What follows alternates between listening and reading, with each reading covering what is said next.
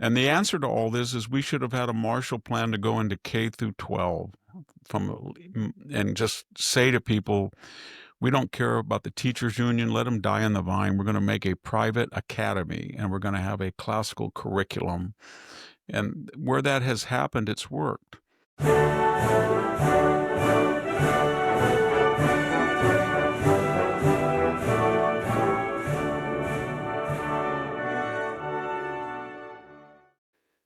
Well, folks, you got a little Victor talk there. Welcome to the Victor Davis Hanson Show, ladies and gentlemen. He's talking about Buddha, I think. I mean, he may be delirious. Well, I had the flu for 3 weeks, and I went to work in a plane. I came back with a sinus infection. I had it for 2 weeks.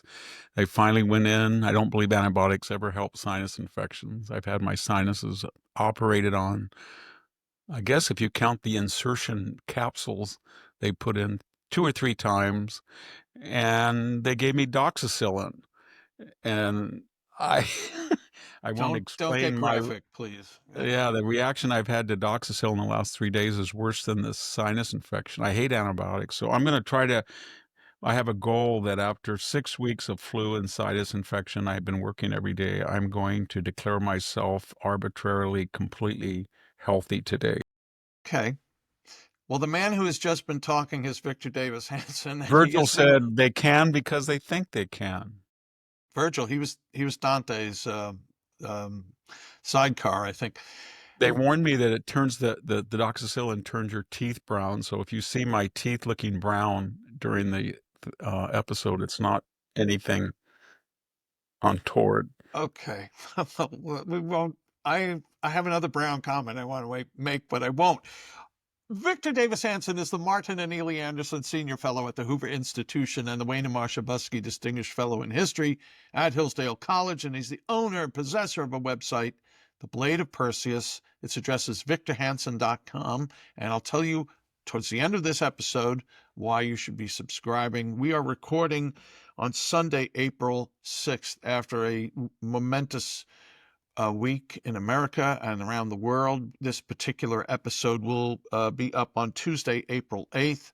Between that will come a Monday, and that Monday may have epic financial consequences for America. We don't know, but I'm just letting you know that because when we come back from these important messages, the great Victor Davis Hanson is going to give a few more thoughts on tariffs, which he has discussed at some length with the great Sammy Wink in some prior episodes. But you'll hear that when we come back from these important messages.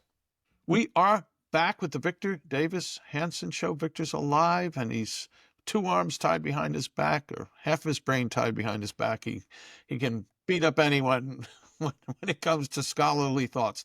Victor, you have some thoughts you want to share in addition to what you've already discussed with Sammy. What are they? I was curious because everybody says this is the end of Trump and everything. So I looked at the Harvard-Harris poll. I'm speaking on a Sunday, and he's gone from 1% approval to 46. He's still approval, and he's been subject to things that make, it's kind of like the sensationalism of Russian collusion or a laptop disinformation or lawfare. Or it's been incredible, the psychodramas. So I was trying to think, why is he doing? And then I started looking at some data, Jack. When Trump came in 2017, the stock market was about 19,000. Even after this precipitous, is it 10% down from the first of the year? I think it is. The total losses, or is it 13%? Anyway, the point I'm making is that they went up 65% under Trump, even with COVID, 55% under Biden. And even with their sudden losses, they're right around 37,000.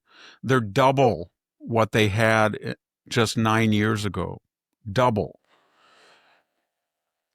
Second data point, wages had gone way up for the first time in 12 years under Trump. They just skyrocketed $10,000.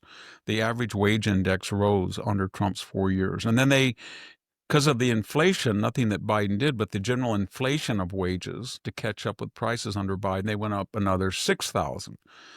So They went up about 30% from 50,000 to 61. Okay, or something not that quite high, 25%. But here's my point. Wall Street is going crazy and angry about the tariffs that are designed to help workers, whether they will or not, I don't want to get into. But they, in this period, have doubled, they have 100% gain, and the workers have only had about a quarter of that or a third of that.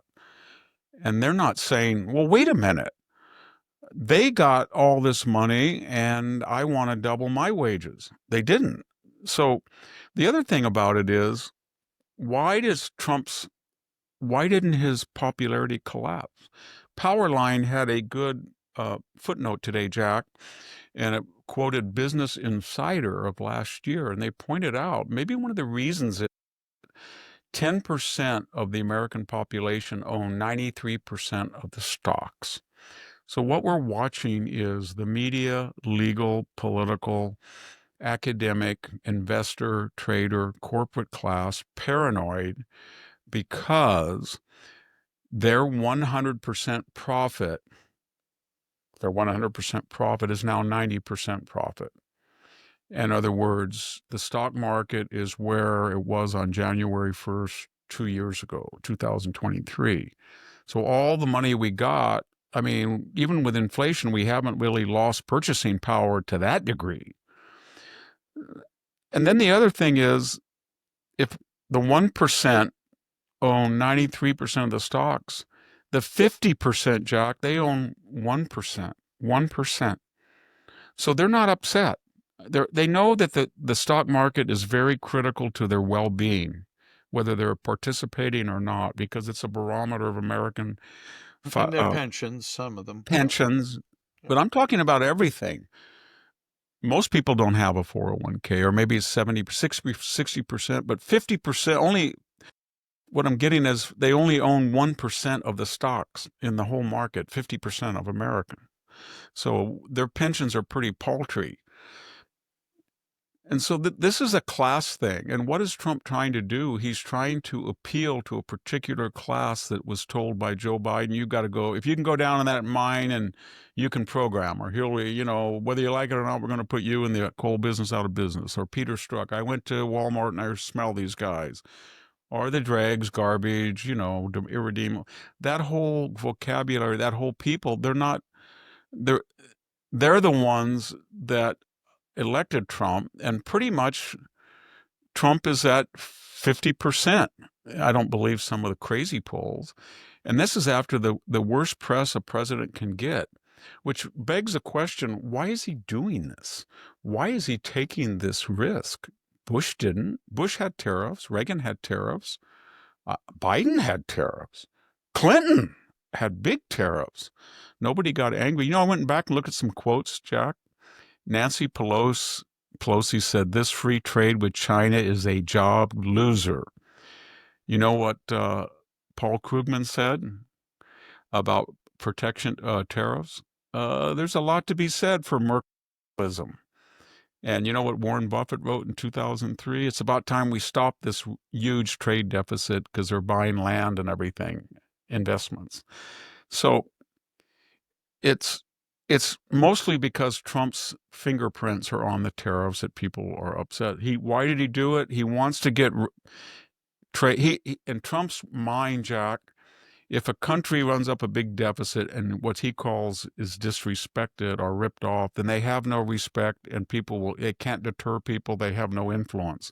If they're tough and they demand equity from their friends and neutrals, then people respect them abroad. Then second, if he can cut 500 billion out of DOGE this year, can't do a trillion like they say, but if he did 500 trillion, if he can deregulate and cut taxes and grow the economy, if he can get $4 trillion and maybe 20 million jobs out of that foreign investment, if he can get 500 billion out of revenues, he thinks he can get close to balancing the budget in a year or two, and that will calm the bond markets, etc.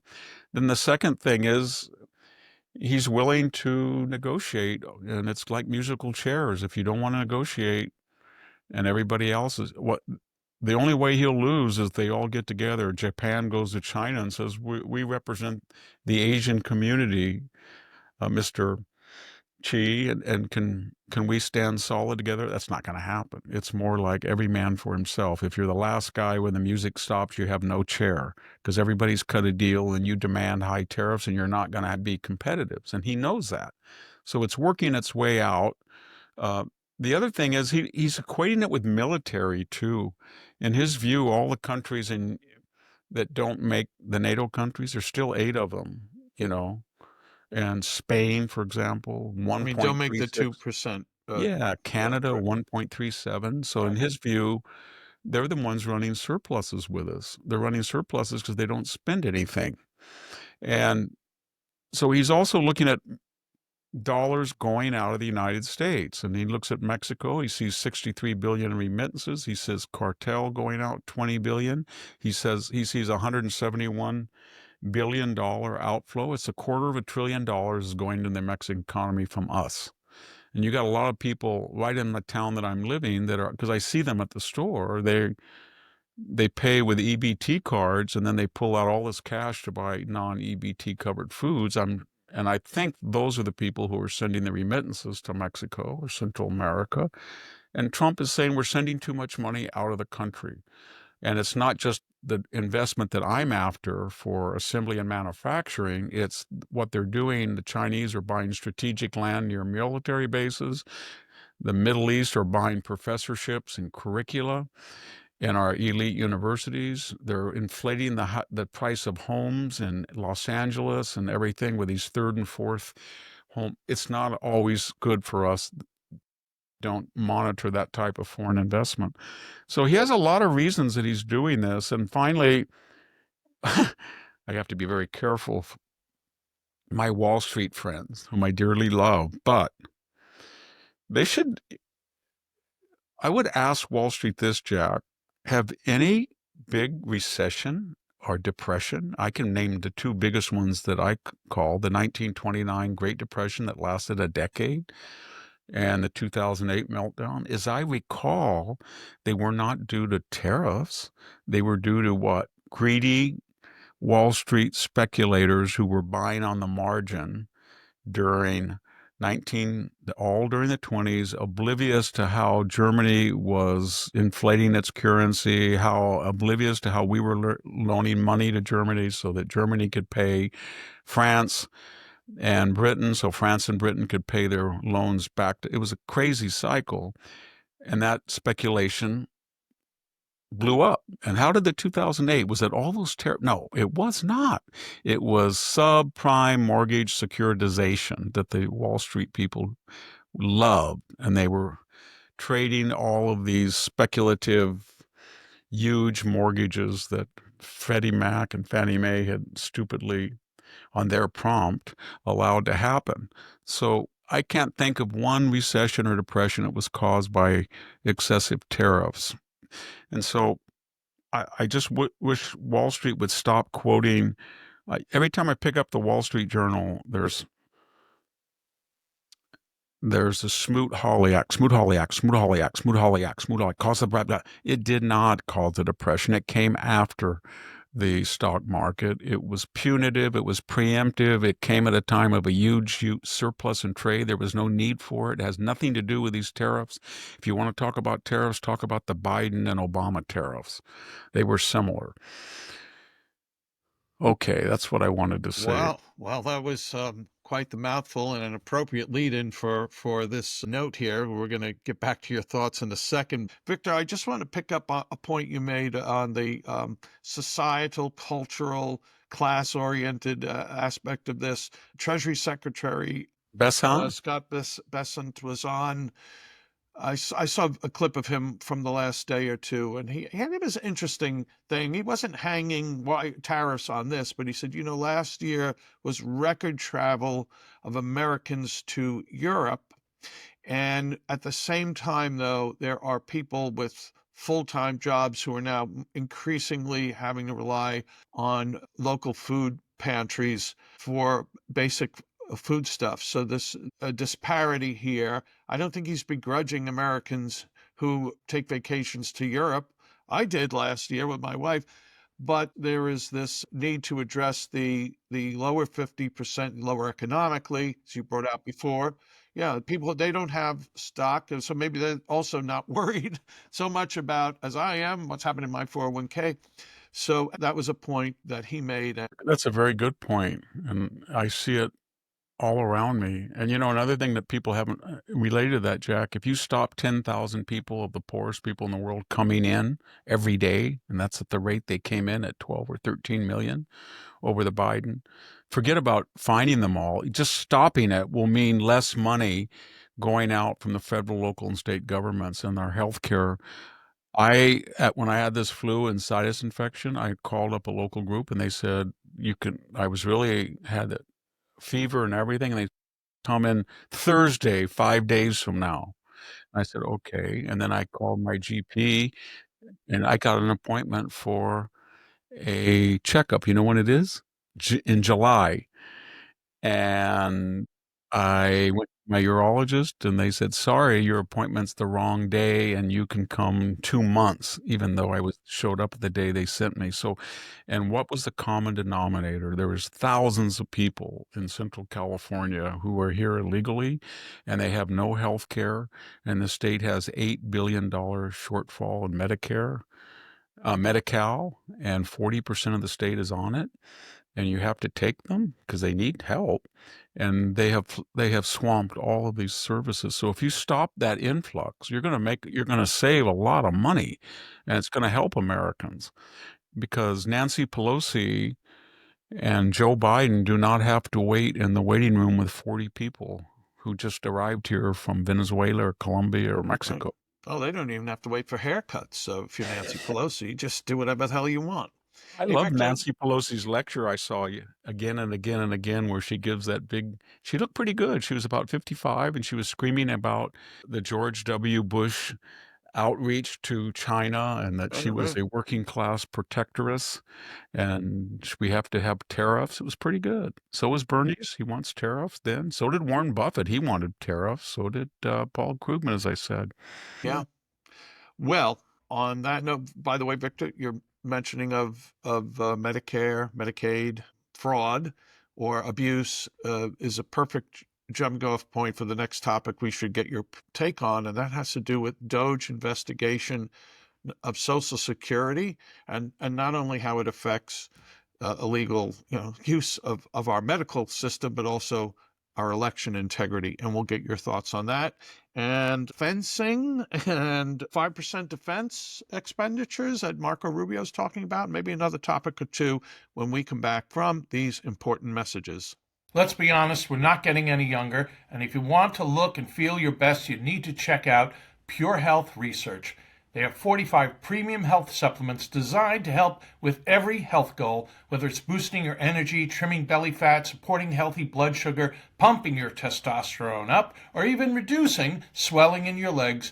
Pure Health Research Supplement Store has you covered. Each formula is crafted with natural, non-GMO ingredients backed by clinical research and manufactured right here in the USA. And here's the best part. Pure Health Research is offering you an exclusive 35% discount. Just go to purehealthresearch.com and use the coupon code VICTOR at checkout. With their 365-day money-back guarantee, there's zero risk in trying something new. So why wait? Head over to purehealthresearch.com now. Explore their 45 amazing supplements and save 35% before this deal ends with the coupon code VICTOR. Don't miss this chance to feel your best. We're back with the Victor Davis Hanson show, recording on Sunday, April 6th, and this episode is up on Tuesday, April 8th, and we are blessed because Victor is alive and he is not delirious, so thank you for all those things, good God in heaven. Victor, the dots connect here on the DOGE investigation. I'm sure you saw, and I believe any number of our listeners or viewers have seen Elon Musk and one of his minions. I forget the guy's name, but they were on a stage. They said, look at the amount of illegals who are now in the Social Security system. And then how many of them are on immediate on taking advantage of our healthcare system. And then, out of curiosity, they compared some of these non-citizens, illegals, with the voting rolls in several states, and of course, found them any number of people registered and that they had voted. That was So, the whole point, though, wasn't it? We yeah, all knew that. We yeah, all knew that they did two things. They being the left, they took Soros, Zuckerberg, all of those PAC Foundation money in 2020, and then they said, "Oh, we're going to lose COVID, COVID, COVID, COVID, COVID. We have to change the voting laws in Pennsylvania, Arizona, Georgia, Michigan, Wisconsin, North Carolina." And they did. And they said, we're only going to have 30% of the electorate showing up, where they'll have to show an ID, but the other people, early and mail-in voting. And then if you look at the actual numbers, it's about 60% were Democrats, 65%. So 70% of the electorate voted for the first time not at the polling station, and of that 70%, over 60% were Democrats. And that was initiated because we had about 30 million illegal aliens here then. And a lot of them felt, well, I can tell you that our DMV in California just announced nonchalantly a few years ago, we mailed out 100,000 motor voter registration forms to non-citizens. So everybody knows they're voting. That was the whole point of the open border, to bring in 12 million people who needed radical social attention, cultural subsidies, economic, housing, food, health, and then a larger government, and then higher taxes, more federal employees to address that, more claims of, look at the poverty rate. We've imported 12 million people. They don't have Teslas. This is unfair. And then they're going to vote. Everybody knew that. And the left always has these little preemptive tropes they use. Have you ever mentioned that they would vote? That's racist. You're part of the great replacement theory nut. And then they would write books like Demography is Destiny and The New Democratic Majority, Remember when they cared about election integrity? Remember with Dinesh D'Souza, because he made an excessive payment to a New York State Senate candidate, and he actually was convicted, and the torment he was put under. Well, Yeah, we all know it's not. I remember when they felt also, to your point, that if there was some violence going on in a protest and somebody was walking nearby or was accompanying them in the general vicinity, they were party to the violence on January 6th. So we locked up about 400 people that had no participation at all. But then I noticed that when you're at a university and they're breaking in and destroying things, and you're right next to them screaming and yelling with an illegal mask on, you're just a bystander. You're not responsible for the violence. One last DOGE thing, Victor, doesn't have to do with Social Security, but a random bit of corruption they found. DOGE uncovers VA's agreement to pay $380,000 a month for minor website modifications. I saw that. Yes. Yeah, and now this work is being executed by one internal VA software engineer who's spending less than 10 hours a week. I mean, it's just so. What is that? 380 a month. This is $4 to $5 million. Just like that. I think, Victor, your thoughts on this? We all remember William Proxmire and Yeah, I getting out do. the monthly award, but it was seen as a lark, and this is the way government. But I think the population or the majority of the population is now has embraced this. Again, anytime Elon Musk gets those geniuses, these sober, judicious, middle-aged guys that are very successful, and he puts them in a room and they conduct a seminar in sober and judicious terms with Brett Baer, what the result is shocking, how brilliant these guys are, and the fraud that they've uncovered. But anytime he gets on a stage with a chainsaw, it doesn't work. Anytime Donald Trump gets that chart and he starts saying these are what the tariffs are against us, and these are our replies, and he's very instructive, it works. Anytime he tweets out that tariffs are beautiful or Europe is pathetic, true that is, he doesn't win as much. So a lot of it's modality and tone. That's really important, I think, to do that. Right. And I wish they can get the message out. We didn't. I keep beating that dead horse. We didn't want to do this. You guys forced us to do it. Canada. I thought they were running a $60 billion. That was some of the figures, but I just looked at the reformulated. They're running $100 billion. So all these Canadian guys are angry at Trump, and we hate Americans. And you think, well, you didn't even patrol your side of the border. You have $100 billion surplus with your close friend that puts you under the nuclear shield, and you spend 1.3% on defense. That's no friendship. He needs to say that, but in a polite way. And Well, I think all Americans love Canada, and probably most Canadians love Americans. Did you see I Peggy like Noonan's Canadians, piece in yeah, I do but I too. don't like them when they love us to death. Well, yes, I agree.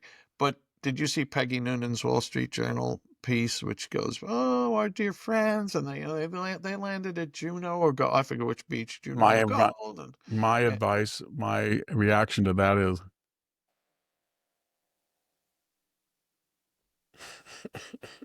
I hope people are watching this podcast well, I instead of mean, listening. which Okay. way is the wind blowing? Yeah. Okay. Well, let's get a little cultural now, Victor, for some of your thoughts. And this has to do with fencing, which is it's a long time I Olympic did it sport. once at UC Santa Cruz. They had a great fencing team when I was a student. I tried it. Oh, well, I won't tell you. Another day, I'll tell you how how the NYU fencing team ruined my wedding night in Worcester, Massachusetts. But that's another story. Another day, and it's a legitimate story. But there was a fencing tournament, I believe, in Maryland, and Stephanie Turner, 31-year-old woman, took a knee rather than fight I'm going to say tranny, I don't know what to say, Redmond Sullivan, who I think had been fencing as late as December as a man, and now is fencing and she was expelled from the tournament. And the USA fencing director, Damian Leifelt, turns out he is a big pro transsexual competition guy. But I'm glad she did this. This is I am too. terrific. Yeah. I am too. And notice how the entire uh, narratives are being flipped. If you also parallel that with Pete Hegseth's non-sexist new requirements, especially for special forces and combat units, that everybody is required to do the same level of physicality, and there is no longer any contextualization or exception for women. And the point of that is that when you're in combat, nobody really cares what your gender is. They do care whether you can carry a guy off the battlefield. And so the subtext of those special Lloyd Austin exceptions for women was that women, apparently, in the Biden administration's view, needed to have different physical requirements because they could not compete on the same level. Obviously, given their muscular skeletal size is not that of men on average. And so now we're told that women have bought into that and they understand that. So they don't want to fence, they don't want to play volleyball, they don't want to with men because they will lose and get hurt, and that's very understandable. And that is also why men that are in combat might not want to rely on the average woman that won't have the same physical strength. And it's no argument, women, to get some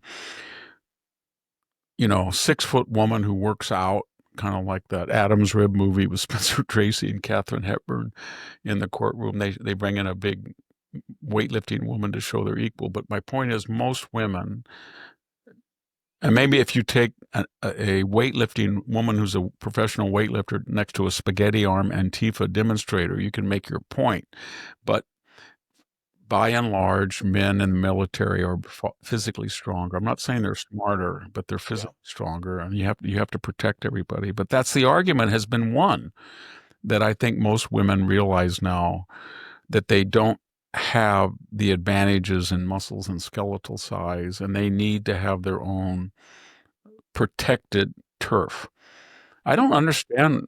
Why don't they have a special trans Is it because they want to welch in and graft onto women's sports? And if they had their own trans league, they would, because since they're 0.001% of the population, it would just be a The Fresno guy, if you were at County. a bar, Victor, what would the guys say? Because these guys are a bunch of losers. They can't win as men, and there's no women becoming transsexual and becoming men and competing in men's divisions and winning. I mean, this is, and and these guys are misogynists too. A lot of them. I mean, come on. Every argument, they will never answer any argument. If you say, if I'm a woman, but I really think I'm a man, but I was born with a musculoskeletal system that's female, I can just change it. And the next thing I know, if I want to, I can be a guard on the Detroit Lion. That's not going to happen. George You're Plimpton not a did man, that, I you're a think. biological woman. And Yeah. that means that you're going to have a disadvantage. And that's why we don't hear one of you in male sports winning medals. It doesn't Do you happen. remember though the hostility of that? I think she was number 3. She still may be in the L.A. Fire Department, the one that said, Yeah, I "Well, too bad, you know, if you're stuck in the wrong room and you're a big fat guy and that woman can't drag you down well, the I think stairs, she you might have deserve to been die." transferred. When they fired the fire chief, I think something happened to her. Yeah, her attitude was, if you're a white male and you don't think I can carry you out, then it's your fault you get burned up. No. Yeah, wrong place, wrong time, sucker. Too bad. Hey, Victor, let's get on one other cultural matter here. If I can only find my here we go. Well, there are more cultural matters to come. But before we go to a break, Ricky Schott has a column in today's New York Post. Again, we're recording on a Sunday, April 6th. It's titled Harvard University, the Ivy League Teaching Remedial Math. Here's how it begins. Harvard might be America's most elite university, but now it's offering remedial math classes. The school's math department is providing a new scale-back math class for freshmen who are apparently arriving on campus lacking foundational skills, end quote, in high school math basics like geometry and algebra. It's not even trigonometry. Harvard is quick to blame these math gaps on pandemic learning losses, but in truth, administrators brought this mess on themselves by scrapping standardized testing requirements during the pandemic, all in the name of equity. You know, Victor, you have talked about people you know in business seeing the value of the branding of these diplomas of these institutions having real meaninglessness when it comes to employment. But that's after 4 years. This is even the beginning of 4 years. They're not, don't seem to me to be qualified for that university, but maybe they are. You wouldn't see this in Hillsdale, by the way. Your thoughts?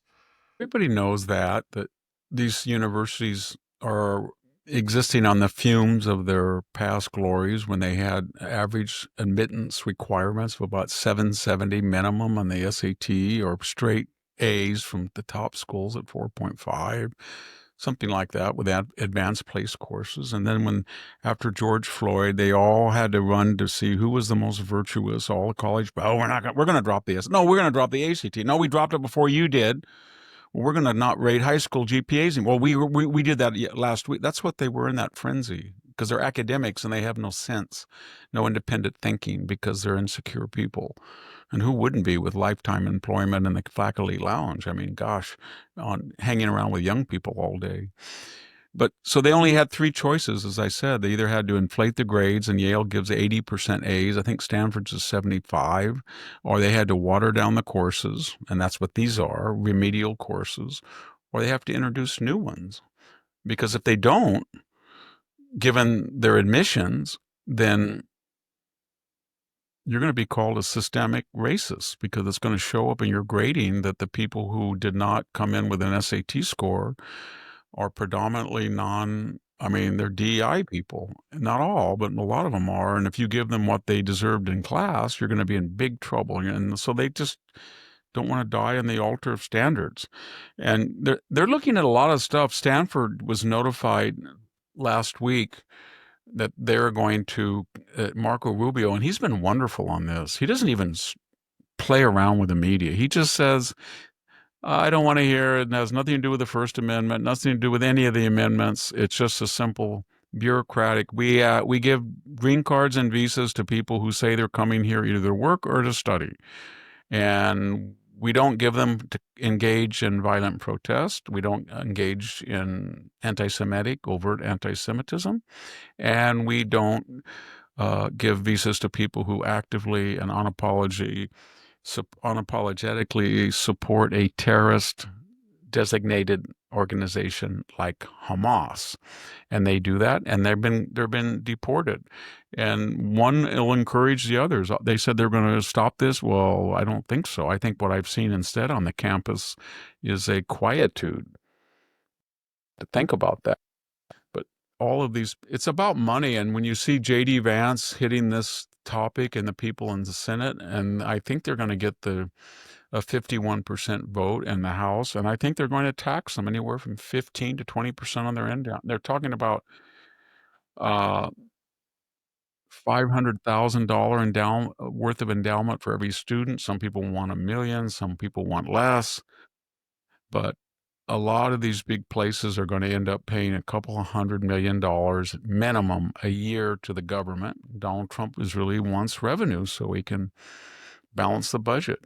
And that's and he wants to. Well, he's going to tax the endowments. He's probably going to do things where they have to cover or post security for their student loan programs and get the government off of $1 trillion in overdue loans. So I think the universities aren't going to get any support. They poll very low now, and they don't get it. All they do is give speeches to each other about how humane and morally superior they are to everybody. And then they look at their product and they said, I tell you right now, if I walked across the Stanford campus, which I do when I'm up there, when I'm not fighting whatever I have, but when I'm up there and I walk across that campus, if I stopped and said to 5 people, can you name the president during the American Civil War? Can you tell me anything about what D-Day is? Would you please explain to me the Pythagorean theorem? And can you tell me what the difference between an ionic column and a Doric column, or what even ionic and Doric mean? Or what's the Parthenon? None of them would know it. No. Yeah. They spent all this time in other things. They really, and I'm talking about the smart kids too, the people that took, that were competitive. And the answer to all this is we should have had a Marshall Plan to go into K through 12 and just say to people, we don't care about the teachers union. Let them die on the vine. We're going to make a private academy, and we're going to have a classical curriculum. And where that has happened, it's worked. But it's the teachers unions. It's really. Well, I think the greatest indicator of your future is not whether you can take a math class at Harvard, but whether you can read at 3rd grade level. So I don't think people can anymore. The reason I quit at Cal State Fresno after 21 years, I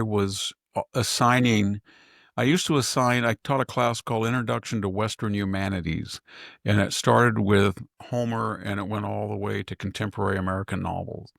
But in the first part, I would have Iliad, Odyssey, Aeneid, maybe Tacitus or Livy, Herodotus, Thucydides, about 7 authors. And by the end of that 21 years, I had 2, the Iliad and the Aeneid. And people said they couldn't read them. So what I used to do, Jack, is I would have a student who came in my office and said, I'm going to flunk your class because I can't read this thing. It doesn't make sense. So I would say to them, would you read out loud the first page? Sing goddess the wrath of Achilles. Well, I don't know who Achilles is. What does wrath mean? I have no idea what wrath means. And then buckler. Well, that's a shield. Can you look it up? No, I don't ever use a dictionary. And I said, would you read it out loud then? Just read, because you say you can't read it. Read out loud. And usually you can read about 180 words a minute. And I swear to God, it would take like 10 minutes to read a paragraph. The book, nobody could read anything. And so I would ask them, there's 600 pages, there's 12,000 lines. At the rate you're going, this would take you 3 or 4 months. And they said, exactly. They couldn't, And this is not 20 press. plus years ago, right? Yes, Yeah. yes.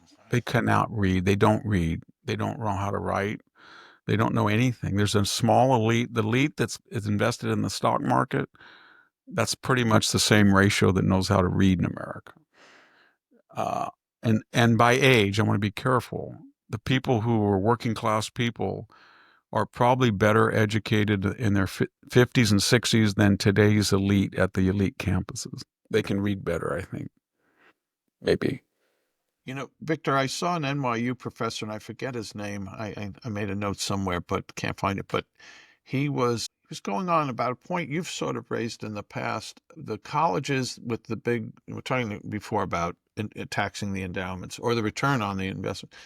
$1 billion plus endowment institutions that are small are essentially hedge funds that are running colleges and keeping their capacity small. Now, there are places that, like Thomas Aquinas College, our friends out there, where you max out with your actual capacity. But there are many places that are not. They could accept an additional 100 or 200 students. They have the money there, but why aren't they spending the money on giving more people the allegedly greater education you can get at this I think one of great the private they're college? letting in about 1 million foreign students, and they don't give them any foreign aid. I mean, student aid. They pay 110% in real Yeah, dollars. so it's They're a a big money maker. business. I mean, It's a business. it is a hedge fund. All right. Well, anyway, my friend, we have a couple of other topics to get your take on. You aforementioned Marco Rubio has some serious thoughts about increasing defense spending by our allies, and maybe a proxy voting fight in Congress. And we will get your thoughts on these matters, Victor, when we come back from these important messages. We are back with the Victor Davis Hanson Show, recording on Sunday, April 6th. This episode is up on Tuesday, April 8th. Victor has a website, The Blade of Perseus. Go there, type in victorhanson.com, hit the return button, and you will be so happy if you have not been there yet. By the way, Victor, we have so many new followers of this podcast via YouTube and Rumble rather than mere audio. And our home site, by the way, is justthenews.com. That's for the audio function here. But so many people you might not know about Victor's website. When you go there, you'll find links to the articles he writes weekly for American Greatness and a syndicated column, and the archives of these podcasts and links to his books and other appearances, and ultra articles, which are twice a week. Victor writes an exclusive article for The Blade of Perseus, and once a week an exclusive video. It is $65 a year to subscribe, which is discounted from $6.50 a month. So that's The Blade of Perseus, victorhanson.com. You can also find Victor on X. His handle is @VDHanson. VDH's Morning Cup is on Facebook. As I said before, YouTube. Now you're doing a daily, five days a week video for the Daily Signal. So Victor's everywhere. Victor, let's see. U.S. wants NATO and Canada to spend 5% of GDP on defense. U.S. Secretary of State Marco Rubio asked allied foreign ministers gathered in Brussels on Thursday last week to increase their defense spending to 5% of their GDP, a very substantial increase for most members of NATO, and considerably more than even the United States spends as a percentage of GDP. We, quote, "We do want to leave here with an understanding that we are on a pathway, a realistic pathway, to every single one of the members committing and fulfilling a promise to reach up to 5% of spending," Rubio said from Brussels. Well, it's a tall order, Victor, as you just mentioned. A lot of these places can't even get to their 2% commitment. But I thought that this was is going to be easy because remember Sturmer went over, he went back to Britain, and he and Macron said, basically they treated our poor little Zelensky so rude. And then as I mentioned, I did a couple of European podcasts where they were shouting and yelling. And their point was that we don't need the United States. Take your stupid badges. We don't need them. And what they were saying was, we're going to have this huge pan-European force. And then to do that, you need 5%. They would rather let in 16% of the population of Germany was not born in Germany, and Britain's is just uncontrollable, as is France. So in their view, if it's a question of spending 2% GDP or 1% more GDP and arming ourselves and contributing to the defense of the West, they would rather let in people without background checks from the Middle East. And that's what they're doing. And then if you listen to what the propaganda is from the Middle East, it's that they're slowly outnumbering their host. They went from 6 to 7 to 8 to 10 to 15 to, percent. And that's the idea. So I don't think it looks good for native-born Europeans. Aggregate fertility rate's about 1.4, and the people coming in are about 3.5. And the people coming in, they believe in something. They do The believe it. people who are born, my paisans back in Italy, do they believe in Yes. Western civilization anymore? No, they believe white in, if supremacists? there is one person that has something more than I do, then that was because he got it unfairly, and it's the government's job to give what he doesn't need to me. And that's what that's what drives Europe. French Revolution. Well, Victor, we're going a little fast and a little truncated today, so we want to keep you alive.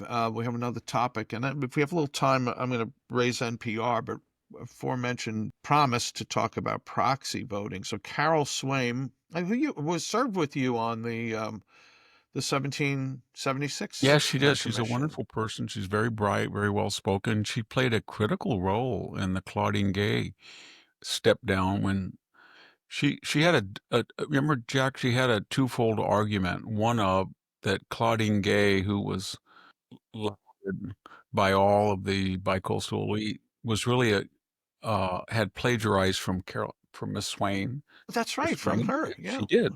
And then more importantly, she pointed out that at a point when she was liberal, they were lavishing on her all sorts of Ivy League laurels and offers. And then when she became conservative, she was out in the wilderness.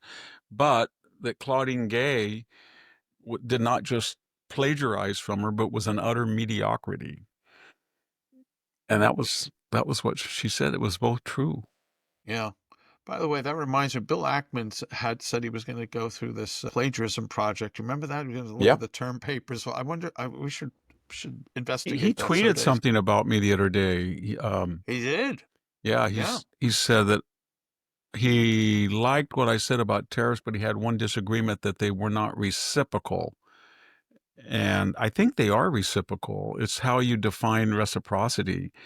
I didn't mean to suggest that if Germany says we're going to go down to 2, then we are 2 or 3 or what, but whatever country has a higher tariff of whatever size, we are going to look at them in a way to lower their tariffs, not necessarily symmetrical. And then if people say, well, why did we level tariffs on Israel? Well, Israel hasn't dropped their tariffs. They just said they were going to. Well, why are we doing it with Australia, this flat 10%? Because they run a surplus. I don't think that's going to stand, by the way. I think that Trump will match Australia's tariffs, but they have a little problem with beef. They had cow from Canada, as I said, 2003, and then for 16 years they banned all beef, and then they came back, I think, in 2019 and said, okay, it's kind of a gimmick to keep your beef out. Australian beef is really good. When I was there, it's grass-fed, but it's very expensive. And they really don't want these big, husky, fat cows that are in American stockyards and force-fed, you know what I mean, shipped over there at half the price. So they have to come up, because they're a free trade country, they have to come up with a gimmick. And the gimmick for 16 years was, well, they might have mad cow disease. And now it is, well, okay, that was a gimmick, but we got to make sure that every cow that's dressed out was born in the United States. So you can't import cows from Mexico, calves, and then raise them. And that's the gimmick. And that's part of the Trump's tariff policy. He's trying to tell us it's not just the tariff, but these other countries.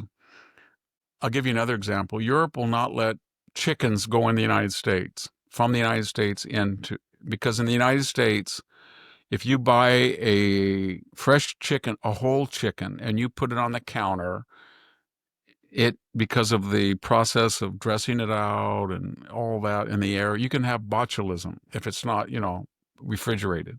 So they passed a law that said they all sanitize. So we kind of spray chlorine on our chickens, and then you can wash it off. But that was the excuse that Europe used not to allow American chickens into Europe. And so what Trump is trying to say is there's all these gimmicks, health, safety rules that they use. China does a lot of them just to stop the tariffs. And they need to explain that and break it down so we Right. understand what they're doing. Yeah. Well, the regulatory state of other nations is just as much an issue as the tariff rates. Well, back on Carol Swain, Victor, she wrote an op-ed in the New York Post that says, "Stand firm, GOP, proxying voting makes a mockery of Congress." And this became quite an issue last week where, here's what she writes: Representative Anna Paulina Luna, Republican of Florida, has sparked a bitter public feud with some of her own party as she pushes to allow some House members to vote by proxy. It's thrust this critical question into the spotlight. Will Congress uphold its foundational role or erode it under the guise of modern convenience for new parents? Luna, a sitting member of Congress when she welcomed a child in 2023, partnered with Representative Brittany Peterson, who's a Democrat from Colorado, another new mother, to advocate for a rule change allowing new House parents to delegate their votes to colleagues for 12 weeks postpartum. I see this as quite a slippery slope, but what do you think, Victor? I have no problem with it if they can find, what they do is they get a major vote and they say, I'm going to vote Republican conservative. Is there anybody who's going to vote liberal? And then that person says yes. And if they're pregnant too, then they don't, neither one has to show up, and they've done that for years. The only problem with it for Republicans is twofold as I see it. Number one, they have to be genuine that they oppose the Democrat. You know what I mean? If a Democrat says, well, I want no restrictions I'm going to vote for a bill with no restrictions whatsoever on abortion, and you can vote that you'll have to vote that way. And then they'll try to, it's very hard to get a perfect symmetry is what I'm saying. So they both don't show up. The other problem is that the trademark brand of the Trump administration is show up for work, and no Zoom, no 3 days at home, no doing the internet in your living room in your pajamas. You got to work. That's very hard for a Republican congresswoman to say, I'm not going to show up for work. Yeah. So that's a messaging problem. Yeah. I think it would expand too. I'm the husband of the woman again. My wife just had, well, imagine what's his name, Duffy, who had like 8 or 9 kids, who's now the Secretary of Transportation.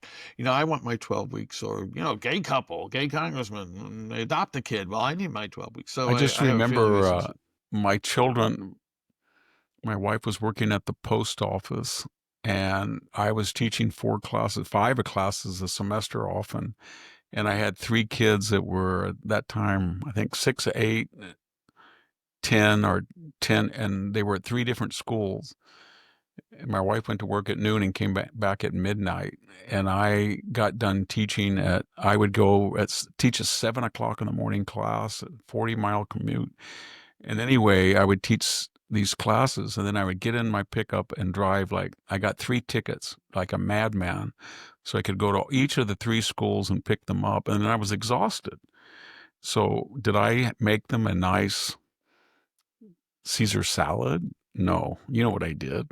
They would go like this. Can we have a Happy Meal? I said, it's too expensive. Come on, we want a Happy Meal. KFC. I said, okay. And then I would love my fries and milkshake. I haven't had fast food in 40 years. I haven't. But anyway, then I would bring them home and they would just go crazy. And I would, I had all these pennies in a jar to pay for it. So what's getting me now is that they're in their 40s, and every once in a while they make an offhanded remark like, I can't believe you force fed us McDonald's Big Macs And I said, you gulped them up. Yeah. And you gave us a milkshake. We should have been eating, avocado juice. We should have been drinking avocado juice or something. And I said, are you serious? You had the time of your life. No favors go punished, Victor. So even especially from our children sometimes. Hey, last thing, let's get you, because I promised Mrs. Hanson wouldn't kill you today. Well, that's her job if she wants it. Last topic, let's just get your take on NPR, PBS funding. Catherine Maher, if that's how she pronounces That it, was a disastrous performance. yeah, she testified before we talked about her last year. She was so obnoxious with I said her. that, Jack. I don't remember. I don't recall. I have no recollection of saying that. Yeah. That's what she said. 89-0 breakdown, Democrats to Republicans among staff, foot dragging on not even more than foot dragging, burying the Hunter Biden coverage. I mean, should the U.S. taxpayers what's the point of, I could see there's a point for Radio Free Europe, hypothetically, but I don't see the point. Gary Berliner NPR. blew that all up, the writer who said that they were lying, they were all left wing. They lie about everything. One of the things, the biggest lie is NPR says something like this. Well, you must remember that we only have 1 to 2% federal funds. So no, you are lying. You'd only have 2% of federal funds because all those productions you buy, Downton Abbey, all that stuff, you give to your 400 or so regional stations, and they pay you money for that. And then they pay you dues for that. So the mothership, NPR in Washington, you get all this corporate money from, the foundations, Tides Foundation, all of them. That's fine. The MacArthur Foundation, but you would have no NPR at all in Washington, D.C. You've got them all over. You got them in Fresno. You got them in Bakersfield. So where do they get their money? To pay you the money to rent or pay or license all the stuff that you give them. The evening news, Fresno will air it. They have to pay for it. And that money means that they can claim they only have 1 or 2% federal funds. But where does the federal come from? The Corporation of Public Broadcasting, the $500 million a year, $500 million. It goes to the regional station for this Ponzi's thing. So the federal government gives most of the money. They do have individual fundraising for all of these towns and cities to have a budget for the year, and most of their budget is, besides the upkeep of the station, is to buy product from NPR. And then NPR can say, well, we're getting money from our stations. We're not getting money from the government, but the stations are given money from the government to pay you in government money. Yeah. And so I think this is not 1971 or wherever it was when some of the ideas came forward for NPR. It's 2025, and you turn on DirecTV. There's 550 stations. There's the streaming. It's everywhere. Thousands of stations on there. Some of them are cultural channels, art, cooking, anything that NPR offers, you can get on private subscriptions, streaming, or DirecTV. And there's every type of politics. You can go to pay a DirecTV, and you can say, get anything you want. And if they're not going to provide balanced comment, I mean, when David Brooks is your conservative analyst on television, and it's, so my point is that they should just go out in the private market and they can get all those billion. Why doesn't the Soros Foundation give them $500 million a year? And then they can do it, and they can be as left-wing as they want. But they represent the people's money, and they're misrepresenting. And her performance was a catastrophe, because every time they ask her, didn't you write that you believe that white privilege is there and it makes it impossible? Did I say that? I don't recall that. And that was just again and again. Did you say this about Donald Trump? She's a 1% wealthy woman representing the wealthy, white, bicoastal, educated professional class that calls everybody a racist. She said America was fundamentally racist, as I recall. But she's not. One of those types from years ago that didn't know anyone who voted for Nixon. How could Nixon have Pauline elected Kael, remember? president? I think that was Pauline Yeah, Kael. yeah, it was. McGovern's Well, going to Victor, win because she's never met a McGovern Nixon voter.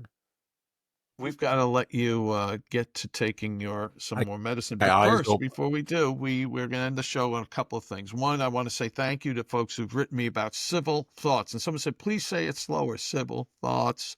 That's the free weekly email newsletter I write for the Center for Civil Society. Comes out every Friday. I have 14 recommended readings. How do you get it? You go to civilthoughts, all one word, .com, sign up. Again, it's free. We're not selling your name. I know you will enjoy it. Victor Hanson's website, Victor Davis Hanson's website, The Blade of Perseus. Go to victorhanson.com. Do sign up there.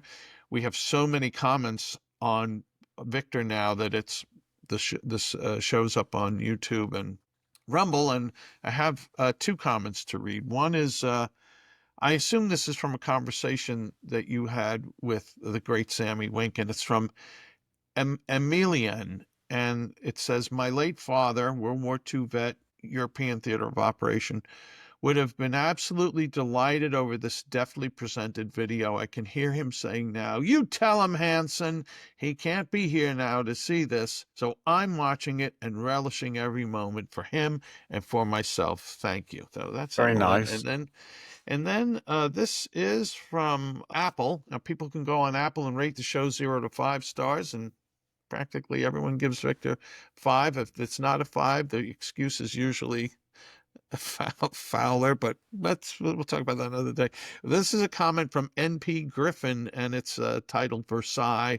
Outstanding, full of substance, engaged, and with Sammy's questions, musings, Victor shares wealth of knowledge, history, politics, life. Listening to Victor since I first listened to him, making sense of politics of the 1980s on the Art Bell Show. Following Victor on radio, podcasts is a wonderful ride. Thank you, Victor. You are so appreciated. Victor, I never thought of you as a ride, but maybe. Well, I was looking for a letter I got from my angry reader on the Ultra, and it said, be careful. And then as you are a maggot, cock, blank, blank, blank, blank, blank, blank. And he actually put his name on it with his email. I didn't list his email, but I have it on the next Ultra read. I just noticed that the ones that go directly to me and not the website are getting more and more inflammatory. And I guess it's the time. Yeah. I just have to tell you one anecdote. There's this great writer, Bill Kaufman, and he writes for The Spectator and all kinds of publications over the years. And he's a bit of a friend. And I mentioned him in Civil Thoughts a few weeks ago, something he wrote. And then he wrote me the other day. He said, Jack, I can't believe this. And he lives up in Elmira, New York, or Batavia, upstate near Rochester. And I'm walking down the street, and there's a guy in a big bucket truck.